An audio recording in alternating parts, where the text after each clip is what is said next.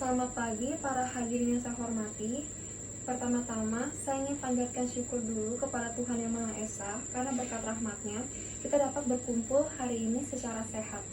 Sebelum kita mulai, saya ingin memperkenalkan diri dulu. Nama saya adalah Yolanda Odelia Clarista. Saya adalah seorang fotografer dari agensi studio foto kita. Untuk tema yang saya akan bawakan hari ini adalah platform apa yang sebaiknya kita gunakan dalam memamerkan hasil karya kita atau hasil foto dari fotografi kita. Mengapa? Karena banyak sekali fotografer, baik pemula maupun fotografer profesional yang kesulitan dalam menentukan platform apa yang harus dikembangkan account-nya dan dikembangkan engagement-nya. Karena hal ini dapat karena jika terjadi kesalahan terhadap pemilihan platform, maka akan terjadi hal yang fatal yang dapat mempengaruhi portofolio. Menurut Adam Mosseri, yaitu bos Instagram yang saat ini, adalah bahwa Instagram saat ini sedang fokus terhadap video, sedang fokus terhadap perkembangan fitur Reels atau fitur video dan juga bisnis seperti monetasi dan lain-lain. Oleh karena itu, Instagram no longer ataupun tidak lagi menjadi aplikasi sebagai photo sharing app, yang dimana dapat merugikan banyak sekali orang, terutama banyak sekali komunitas fotografi atau komunitas fotografer, karena Instagram sendiri memiliki 700 juta pengguna, dan dimana banyak sekali orang-orang hobi atau menjadikan bisnis dalam dunia fotografi atau fotografer. Dan juga selain itu, Instagram juga tidak cukup efisien untuk mengupload foto, karena penguploadan foto di Instagram memiliki rasio yang terbatas. Jadi jika kita ingin mengupload foto harus sesuai dengan rasio Instagram, yaitu 1:1. Bisa juga diperbesar, namun ada batasnya, tidak bisa menjadi sampai full. Dan juga Instagram tidak dapat mengupload foto sekaligus. Jika kita ingin mengupload foto sekaligus, maka penggunaan rasio juga harus sama semua, sedangkan foto-foto yang kita ambil tidak memiliki rasio yang sama. Oleh karena itu, dan selain itu, foto di Instagram juga sangat sulit untuk memiliki insight yang baik, dikarenakan Instagram saat ini sedang sangat fokus terhadap Reels atau video, sehingga insight atau views kebanyakan berada di video. Oleh karena itu, foto pada feed Instagram tidak terlalu dipusingkan oleh pihak Instagramnya itu sendiri. Oleh karena itu, pada tahun 2022 ini, saya ingin menyarankan bagi para fotografer untuk menggunakan Twitter. Mengapa? Karena Twitter sendiri adalah salah satu aplikasi yang cukup mudah digunakan. Anda dapat mengupload banyak foto sekaligus tanpa harus memusingkan rasio, dan juga tanpa harus memusingkan kualitas dari foto tersebut yang menjadi rendah. Karena Twitter memiliki fitur Twitter yang memiliki yang cukup tinggi pada bagian kualitasnya atau sesuai dengan hasil foto yang kita pamerkan. Dan juga Twitter juga dapat menyimpan, meretweet atau serta nge-tweet foto yang kita post. Lalu selain itu, Anda juga tidak perlu mengupload selalu soal foto yang Anda kirimkan. Anda juga dapat berinteraksi dengan followers Anda dengan lebih leluasa dan lebih mudah. Karena Anda dapat men-tweet, me-retweet, dan juga Anda dapat men-DM atau me-replay feed dari fotografer lainnya, guna untuk memperluas circle atau memperluas engagement dari Twitter Anda sendiri. Lalu selain itu, Anda juga dapat membantu fotografer pemula atau fotografer newbie dalam menentukan tips dan trik dalam membuat foto, sehingga nama Anda akan semakin dikenal dan komunitas fotografer yang Anda ketahui akan semakin luas, sehingga akan banyak sekali perkenalan bisnis yang dapat Anda manfaatkan di karir Anda ke depannya. Selain itu, menggunakan hashtag di Twitter juga sangat penting, karena walaupun penulisan caption di Twitter memiliki kata-kata yang terbatas, namun Anda tetap dapat menggunakan hashtag. Hashtag yang digunakan itu misalnya seperti fotografer atau film fotografi gitu, yang sangat berhubungan dengan konten Anda. Dengan begitu, konten Anda dapat dicapai oleh target audiens yang sepantasnya atau seharusnya, atau target audiens yang sedang mencari apa yang sedang Anda kerjakan di konten tersebut. Lalu berikut saya akan memberikan tips dan trik yang langsung dari narasumber, yaitu Edi Mas. Dia adalah seorang fotografer yang menggunakan Twitter sebagai platform utama untuk memamerkan foto. Untuk itu saya memberikan tips dan trik ini agar dapat meningkatkan engagement Twitter Anda atau engagement account Anda dan lebih mudah dijangkau oleh para followers Anda dan di luar dari followers Anda juga. Yang pertama adalah Anda harus merespek atau mensupport fotografer lain, misalnya dengan Anda men-tweet atau meretweet fotografer lain seperti yang sudah saya jelaskan, agar komunitas fotografer Anda semakin luas. Lalu yang kedua adalah Anda harus mengikuti tren atau mengikuti lomba seperti tren fotografi, misalnya tren fotografi black and white atau apapun itu yang dapat memamerkan hasil karya Anda. Lalu yang ketiga adalah jangan spam. Mengapa?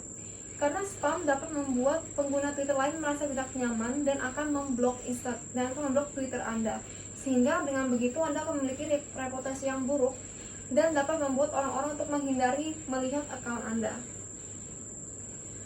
Lalu selain itu, kembali lagi ke Instagram, walaupun Instagram itu menurut saya bukanlah, dan menurut banyak fotografer lainnya, bukanlah salah satu platform yang mudah untuk meningkatkan engagement dan meningkatkan viewers, apalagi soal foto, karena Instagram sedang ingin, yang dimana sudah rahasia umum, Instagram ingin menyamai TikTok. Ya betul. Menurut saya adalah Instagram masih dapat digunakan sebagai sampingan, sebagai platform sampingan. Mengapa? Karena tidak bisa dipungkiri bahwa video saat ini juga, video pendek saat ini juga sangat terkenal, seperti meningkatnya atau mengelonjaknya TikTok. Instagram juga ingin mengalami hal yang sama. Oleh karena itu, kita sebagai fotografer dan sebagai seseorang di dunia industri harus memanfaatkan hal tersebut atau momentum tersebut, yaitu misalnya seperti Anda mengupload Reels. Saat ini Instagram sedang mengembangkan Reels, yang dimana orang selain followers kita juga dapat melihat Reels tersebut. Oleh karena itu, lebih baik Anda mengembangkan Reels seperti melakukan foto behind the scene dalam pemotretan, atau tips dan trik ketika Anda sedang berfoto, dan sebagainya. Atau misalnya seperti lighting, seperti bagaimana, atau bahkan basic pengetahuan gitu, basic knowledge mengenai kamera gitu. Karena dengan begitu Anda memiliki kreativitas yang dimana akan mengundang orang-orang untuk melihat konten Anda, terutama jika konten Anda cukup edukatif dan membantu mereka untuk membangun karir mereka sendiri. Selain Instagram, mengenai video pendek juga Anda bisa mendownload TikTok, karena TikTok saat ini sedang sangat melejit.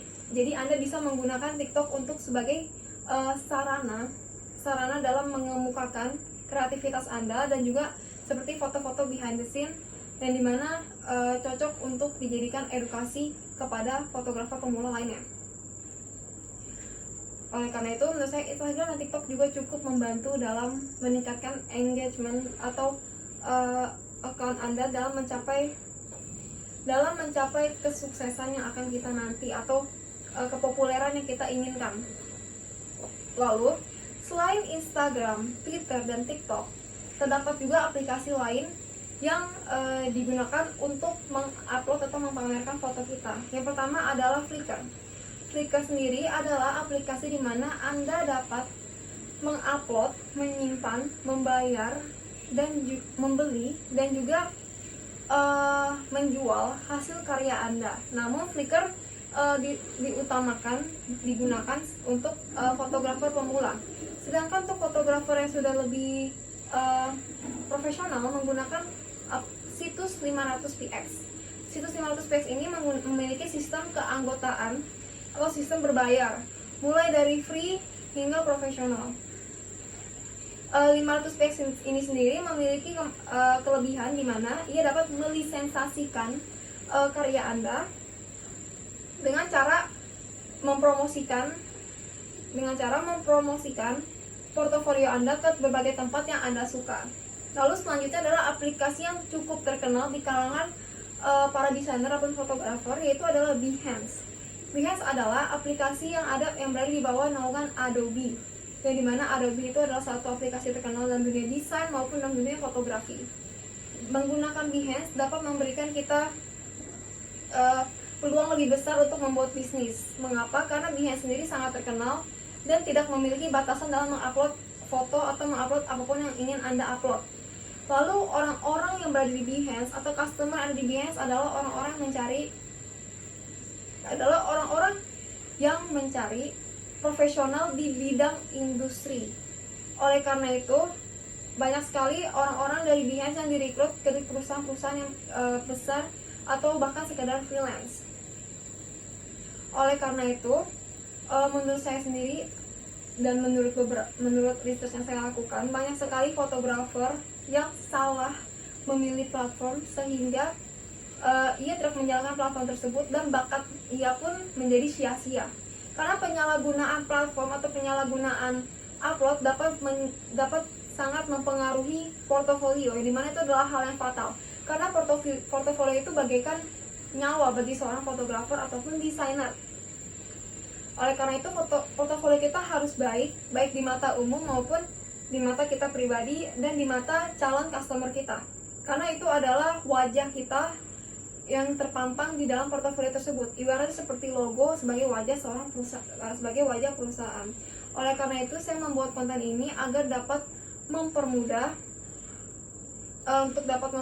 para fotografer baik pemula maupun profesional dalam memiliki seperti pencerahan atau menemukan platform yang tepat untuk mengupload konten Anda. Saya Iwanda Dewi Kraista, izin pamit. Sekian dan terima kasih. There are a few reasons why Twitter has become the new social media home for many photographers. First, they allow you to upload your images in 4K resolution. That right there is a big upgrade from Instagram. Second, the platform is more conducive to discussion, mentioning other people in your tweets, and overall more versatile in what you can post. Third, your tweets can more easily break out of the timeline of your followers and be seen by people who don't follow you.